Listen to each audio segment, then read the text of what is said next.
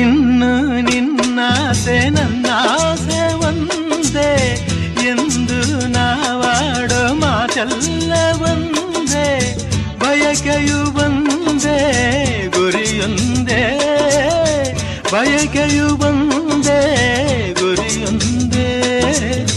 ನಿನ್ನ ಚೆಲುವಿಂದ ನಿನ್ನ ಒಲವಿಂದ ನನ್ನಲ್ಲಿ ತಂದೆ ಆನಂದ, ಈ ಸಂತೋಷ ಸೌಭಾಗ್ಯ ನಿನ್ನಿಂದ ಜೀವನವಾಗಿದೆ, ಅವಜನಾಗಿದೆ.